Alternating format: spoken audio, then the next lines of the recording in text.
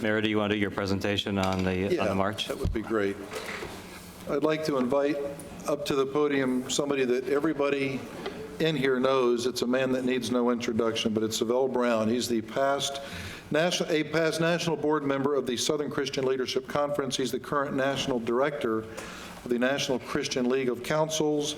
He is the president of the Dr. Martin Luther King Jr. Holiday and Legacy Association, and of course the producer of our annual Battle of the Bands and Parade celebration. Mr. Brown, if you will, come up and receive this proclamation on behalf of the city of St. Petersburg. Whereas 50 years ago, one of the largest and most memorable political demonstrations in American history took place on August 28, 1963, called the March on Washington for Jobs and Freedom. And whereas the march was also the 100-year commemoration of the passage of the Emancipation Proclamation, which marked the beginning of the end of slavery.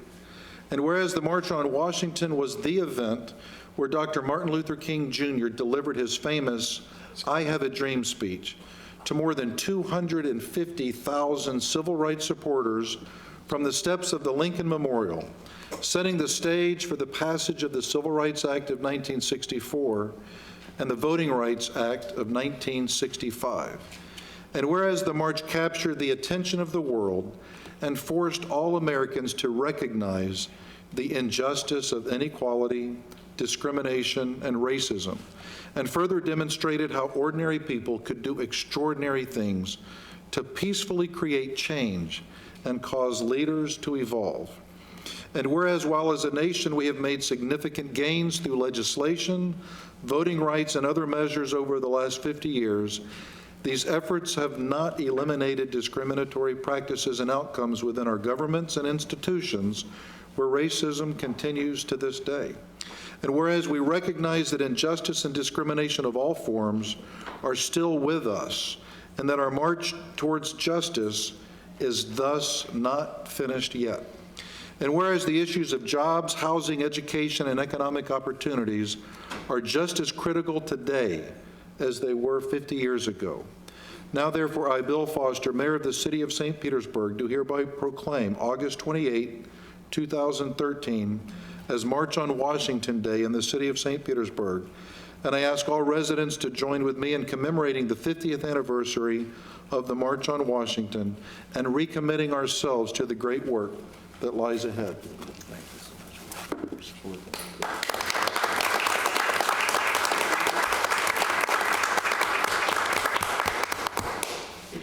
Once again, I want to thank the City of St. Petersburg as probably one of the very few city councils in the state of Florida and in the entire Southeast that has done what has just been done.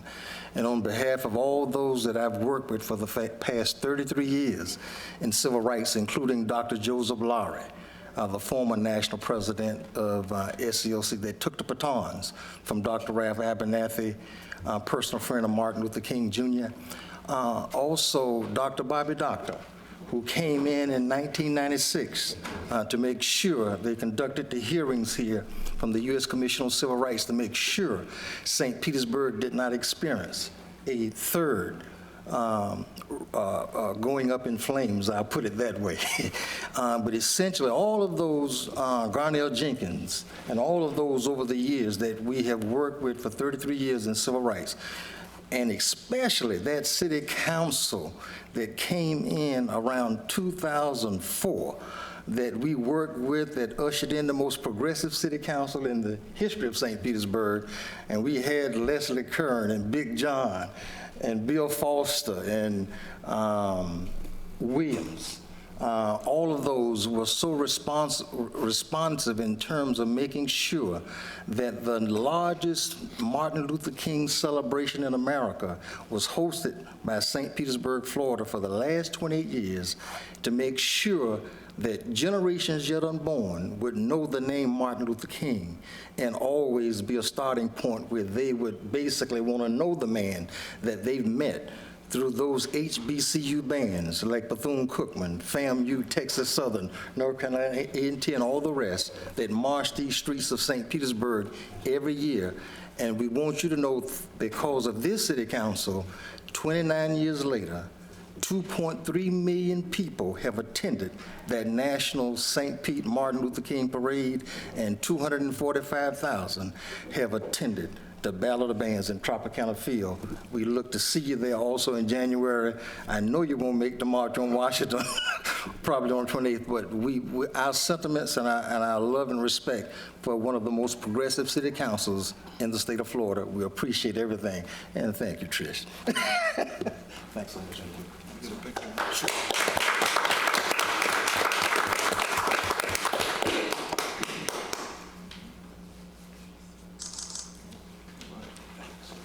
Thank you. And Councilmember Newton? Yes, we have I just want to thank Mr. Brown. I mean, you've been on the battlefield a long, long time. You know, I was 1 day old when that march occurred. I was born August 27th, so the whole 50 years that all that has passed, you know, here it is in 2013, we still marching. I participated in 2 Justice for Trayvon marches that you had, and it's like, you know, we take 2 steps forward and 10 steps back. I was at the movies this weekend looking at the movie that, the new movie that's Forrest Whitaker and Oprah Winfrey in. Took my 15-year-old daughter, and she was kind of shocked, because a lot of that stuff that went on back then during the civil rights struggle and the voting rights struggle was, she wasn't even born then. And a lot of that stuff is not taught in the books where we attend school or where I attended school. So now it's more and more documentation on the big screen that's telling the stories of some of the stuff that transpired, and hopefully the young people will realize the sacrifices that trailblazers like yourself have made, enabling us to stand on the shoulders of giants and be more appreciative, you know. I'm reminded of what happened over the weekend with a 13-year-old boy shooting a 15-year-old boy. And you don't know what in God's earth would have brought something like that on. Where's the rationale behind something like that? So it's important that those stories are told and that these young people know the value of what was done for them. I mean, the struggle in Brown versus the Board of Education for them to go to school. For the vast amount of kids that we don't have graduating, and the ones that take voting for granted, that don't vote, to know all the stuff that people went through, got died, hung, burned, murdered, just so you have the right to vote. A lot of people don't even exercise that. Right. They don't realize the value of the struggle that everybody has went through. So I want to thank you for keeping it on the front, hopefully encouraging a lot of the people that come behind you. And I know you are. I look at them, I'm reminded of the Dream Defenders in Tallahassee. They sat in over 30-something days till they got at least a hearing, and they didn't get a special session. But I remember before they did that, and those young people and made that sacrifice, they wasn't going to even talk about it. For at least they got something out of it, and hopefully it will prevail for more dialogue to make it more fair, make it better. Are we where we are? No. Are we where we need to be? We're getting there. Even here in 2013, with an African-American president, still a whole lot hasn't changed. So we've got to keep on and keep it on. Everybody, if we treat everybody like people, like human beings, I think we'll be all right. There's no color. It's just us as a human race. I think we'll be fine. But I want to thank you for all you've done. I know it's been trying. I mean, you know, getting MLK renamed, all the stuff we went through to have that done from 9th Street all the way up to 275. I remember that. People complaining about their letterheads and what they didn't want to do. And, you know, it's a beautiful city. I was born and raised here, and my grandkids are being raised here, and I know I'll die here. So I thank you for all you've done. Thank you so much. Thank you. Councilmember Cornell? Yes, sir. I just want to say thank you, Mr. Brown. And I just want to take this opportunity because I always take every opportunity for this because I think it's an important discussion. When Councilman Newton mentioned Brown versus the Board of Education, those were what would be called activist judges. And you know what? I love activist judges. And I know that makes some people angry, but because activist judges are the only way that minorities get rights in this country. And the system's intended for that. And so when people call them activists, it makes it sound like they're doing something inappropriate. But in fact, imagine telling people you can have your rights when a majority decides you can. So we're not going to do any kind of activism with our courts, as they term it. They term it activism. So I'll just embrace it. I love activist judges. I think that was the right thing to do, and I don't think you can say Brown versus Board of Education was right, but that was the last thing we need to do. Everything else now, go forward and never have an activist judge do anything. Just let the majority decide when minorities get rights.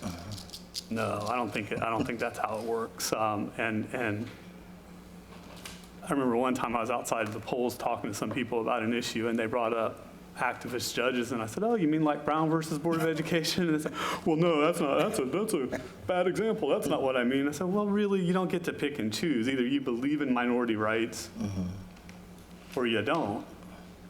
But you don't get to say, I believe in minority rights, but when the majority votes for them." That's a really bad idea. I mean, if you think, as Councilman Newton said, we still have a ways to go, and we would have a much longer ways to go if we had to wait for the majority to decide to legislate rights, and the courts are there exactly for that purpose. And I know I just got a little political, but I think these are not political debates on TV. These are people's lives. And I think sometimes we lose sight of that, and everybody wants to have their talking points and get things, win the debate. And sometimes we win the debate and lose the humanity of it.